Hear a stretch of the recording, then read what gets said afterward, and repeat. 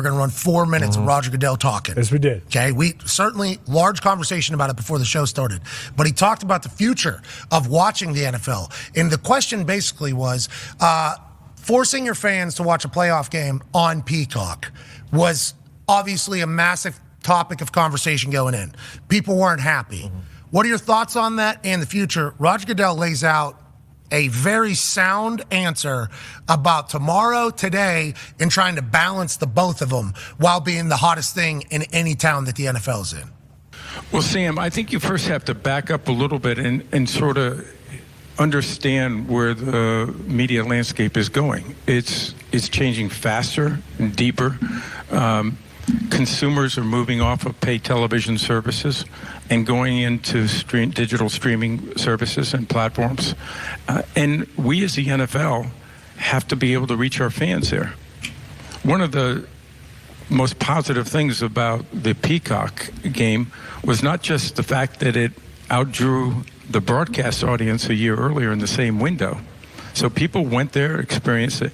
It worked technically in an incredible way, and our partners at Peacock and NBC, we give a lot of credit to them for that. But it also reduced our average age of the audience by almost 10 years. Is that good, he said? So youth audiences are going to those platforms and those apps, and we have to make sure our content is there. We still have over 90% of our games on free television. No other league, no other sports comes close to that. When we were in the 80s, when we moved to ESPN and we went behind to pay TV, there was the same outcry. But what we did is we created a platform that fans can engage with, have access to, that is actually beneficial to the consumers because that's where they are. We have to fish where the fish are, and we have a lot of consumers that are on those platforms. And Peacock Games showed that. Amazon showed that over the last 2 years. Their ratings were up 24% this year. We saw it with YouTube and our Sunday Ticket package, doubled the number of subscribers.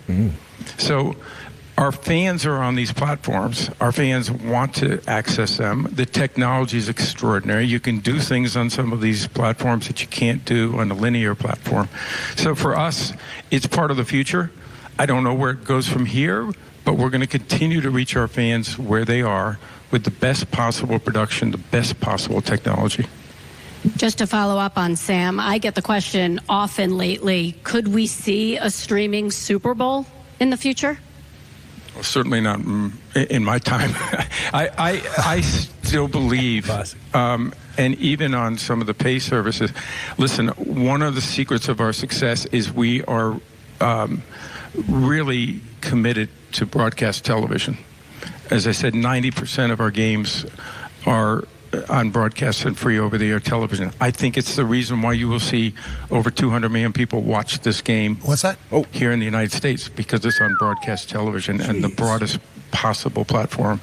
And our credit to CBS, they've built a great platform for us. But there's also a digital stream of Paramount Plus. And we want to support that because there are some fans that are watching on Paramount Plus a lot. So I think it's, again, we'll see Super Bowl continue to be on the broadest platform. I think we'll continue to see the NFL on the broadest possible platform. 23 million people watched that wild card game.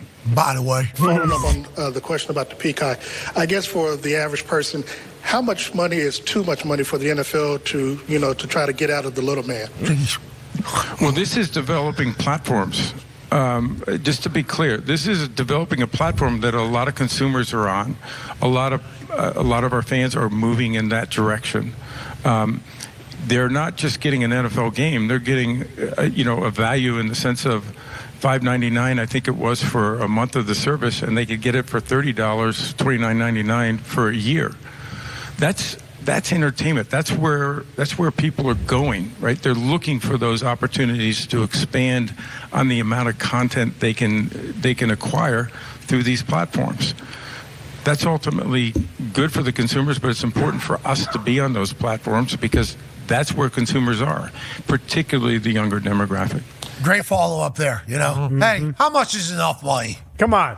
Okay? Aren't we sick of it? Yeah, I no. appreciate him asking that question. And then I appreciate Roger at the end of that not saying any more brain busters as I do this entire thing. Anytime he speaks, we learn stuff. Him saying 23 million people watch on Peacock is also him publicly negotiating with Apple in the future and Google in the future. He talked about Amazon being up 24%. That was a direct message to Bezos saying, see, we are the ones that will drive these platforms that you're trying to build. The big stat, though, and he hit on it again at the end. 10 years younger was the average demo for the people that were watching on Peacock, which is more than a year before the entire audience. So it seems like all the people that are bitching about it don't actually follow through with what they're bitching about. But also, it doesn't seem to be a problem for the next generation of fans, which is all any business is seemingly trying to attract. Now, you can't run away your core, though, and it feels like he thinks, with the numbers he's seeing, he's not doing that while attracting a younger brand.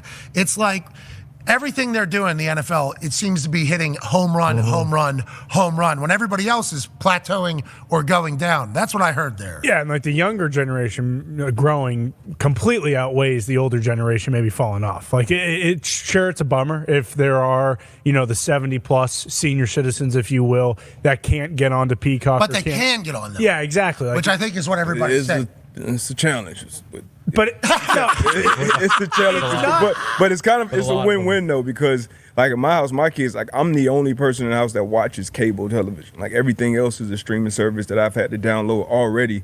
So if I'm going to watch football on it, the kids are going to use Peacock or use Disney Plus, whatever it's going to be on anyway. So, and that's like our generation, 30s, 40s. So that demo is not going anywhere. But it is important to get that younger demo because it's hard to keep intention for 2 minutes, let alone 3 hours for these kids to watch these live games. And we've seen the ratings. Football, like live sports in general, is what's keeping linear cable alive right now. So I see what he's doing. Yeah, I mean, in football, NFL is king. Pro Bowl the Pro Bowl games that everybody hates. Not everybody. We didn't mind it. Yeah. That was pretty entertaining. Actually watched it. There was some stuff that was certainly corny. Sure. It outdrew pretty much everything else. Yeah. And the NFL knows that that's what they're doing. And you can't run away the people that can't afford, right, these new streaming platforms. But I think what Roger Goodell was saying is we're being told that these people are already, when $5.99 back in the day for something that was added to a family that was living paycheck to paycheck, there's people that would say no. Nowadays, somehow, I don't know how it works,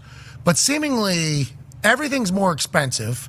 Seemingly impossible to have, but everybody has it. I don't understand how any of it works. And I think that's what Roger Goodell's saying is like our fears of maybe driving away people that wouldn't be able to afford that were not substantial fears.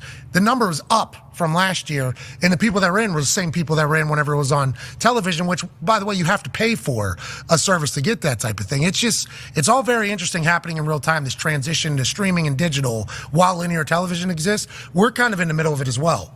With what we're doing at a much smaller level.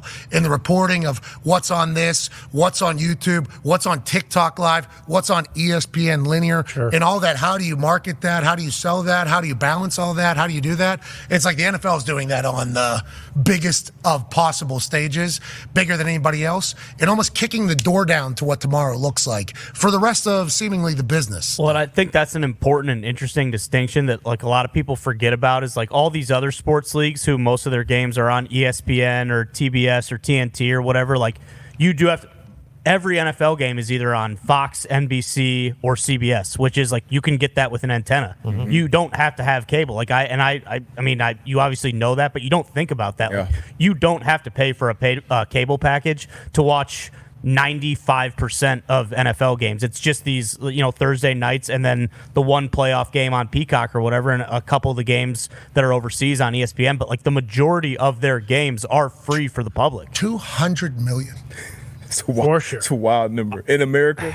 It's a wild. Let alone a global. That's audience. a shocking number, and like I'd be shocked if it got there. But Roger didn't say that for shits and gigs. Like he's like you said earlier. Shits and gigs. Like you said earlier, like he's not throwing out that 200 number, and it comes in at 170, and then like what happened? Yeah, Roger Goodell talked about a lot of things. He also talked about the refs and kickoffs. Let's start with the kickoff rule because he's not just talking about kickoffs anymore. No. He brought in another play that is very near and dear to this particular program's heart.